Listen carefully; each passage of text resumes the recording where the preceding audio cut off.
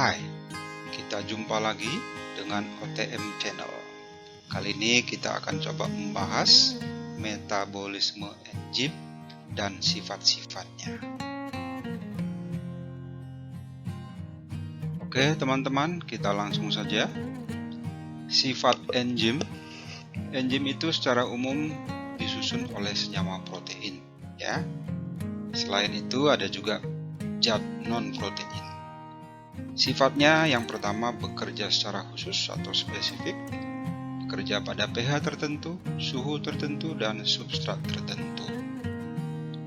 Kemudian yang kedua adalah dia dapat mengkatalisis reaksi-reaksi biologis di dalam sel tubuh. Enzim bersifat reversible, jadi bisa digunakan berulang-ulang, dan dia tidak ikut bereaksi dengan substrat. Dapat menurunkan energi aktivasi. Komponen enzim terdiri dari aktivator, gugus prostetik, dan koenzim.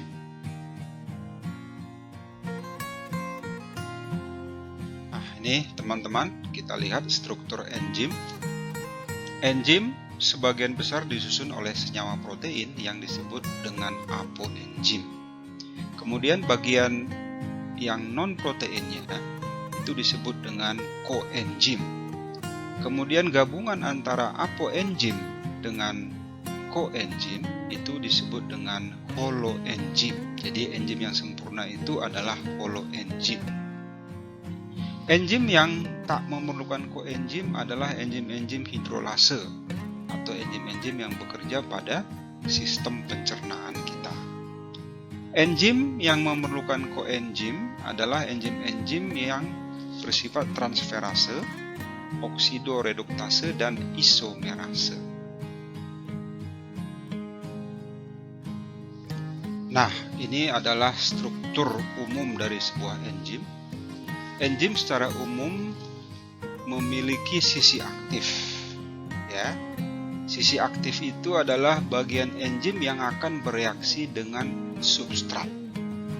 Substrat itu sendiri adalah komponen yang akan diubah oleh enzim dalam suatu reaksi metabolisme.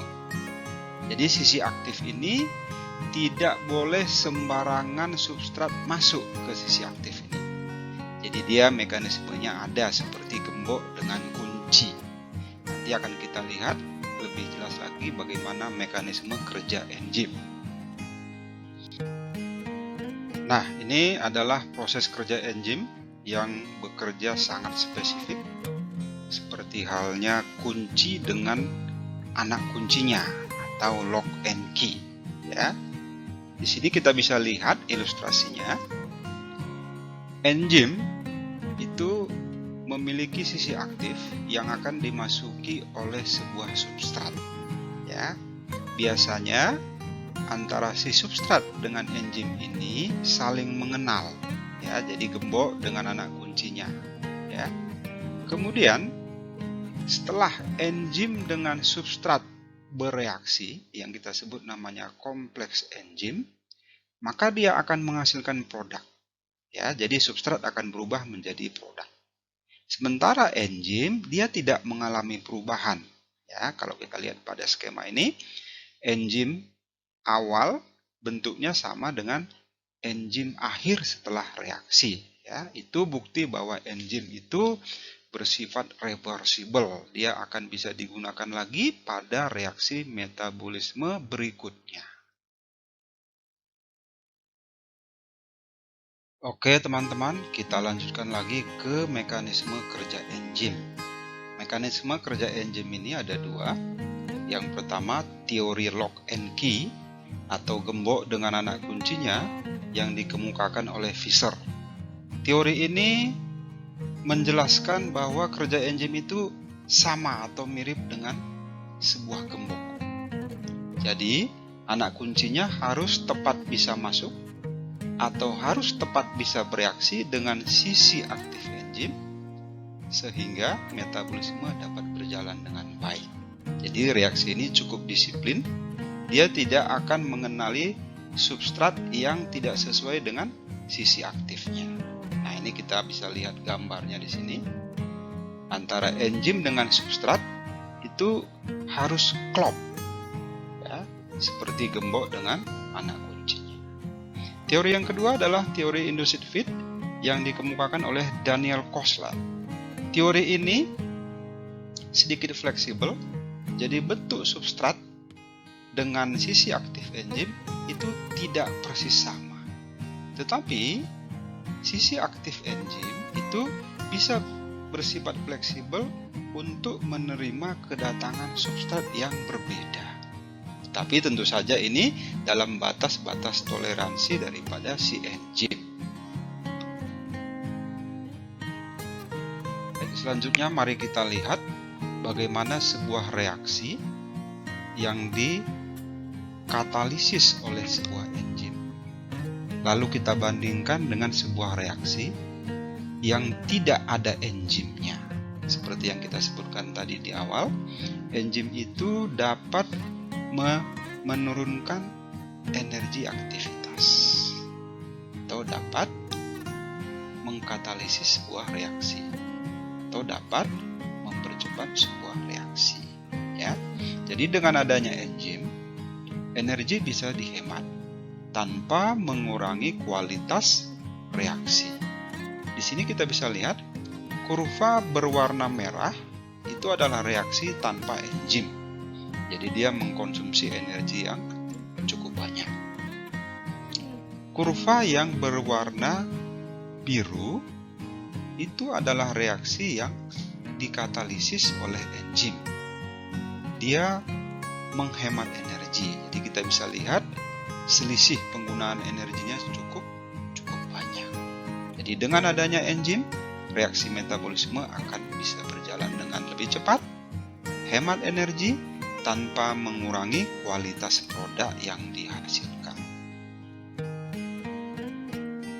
Oke, selanjutnya kita masuk ke klasifikasi enzim atau penggolongan enzim.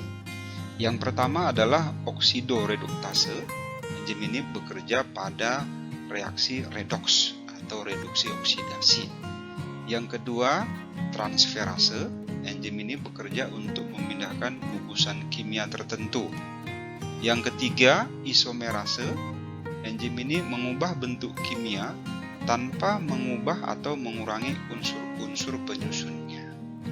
Yang keempat, hidrolase. Ini adalah enzim yang bekerja dengan bantuan air. Enzim ini biasanya terdapat pada sistem pencernaan kita. Yang kelima adalah ligase. Enzim ini mengubah atau menggabungkan dua senyawa atau lebih. Kemudian yang keenam adalah liase. Enzim ini bereaksi untuk melakukan pemutusan senyawa tertentu, misalnya ikatan karbon atau ikatan karbon dengan hidrogen. Oke, selanjutnya mari kita lihat faktor apa saja yang mempengaruhi kerja dari enzim. Yang pertama adalah konsentrasi dari enzim. Jadi dengan peningkatan konsentrasi enzim, biasanya reaksi akan berjalan linear. Aktivitas enzim akan semakin cepat untuk bereaksi dengan substrat. Faktor yang kedua adalah konsentrasi dari substrat. Nah, ini juga biasanya kurvanya berbentuk linear atau berbanding lurus dengan aktivitas enzim. Yang ketiga adalah temperatur atau suhu. Enzim bekerja pada suhu tertentu. Jika suhu di luar batas toleransi enzim, maka reaksi akan terganggu karena enzim mengalami denaturasi atau kerusakan. Yang keempat adalah pH atau derajat keasaman. Enzim bekerja pada pH-pH tertentu. Makanya ada enzim yang hanya bekerja pada pH asam, basa, dan netral. Yang kelima, oksidasi dapat menyebabkan kinerja enzim menjadi berkurang. Dan faktor yang keenam adalah radiasi yang menyebabkan enzim menjadi tidak bekerja atau menjadi rusak. Oke, baiklah teman-teman semua. Kita kemudian sampailah di kesimpulan kita setelah kita menjelaskan dari awal tadi tentang enzim dan sifat-sifatnya. Kesimpulan yang pertama, enzim sangat vital bagi metabolisme sel. Yang kedua, enzim dapat mempercepat jalannya sebuah reaksi metabolisme. Yang ketiga, enzim dapat menurunkan energi aktivasi. Kemudian yang keempat, enzim tidak ikut bereaksi dengan substrat. Yang kelima, enzim bersifat reversible sehingga dapat dipakai berulang-ulang. Dan yang keenam, enzim tidak mengalami perubahan selama proses reaksi metabolisme.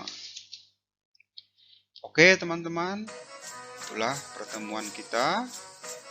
Kalian ulang-ulang lagi di rumah supaya lebih menguasai materinya, sehingga nanti dapat diterapkan dalam menjawab soal-soal metabolisme dengan baik dan akurat.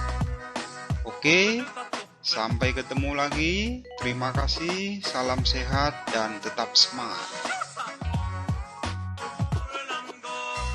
Nantikan video-video menarik berikutnya tetap di channel ini.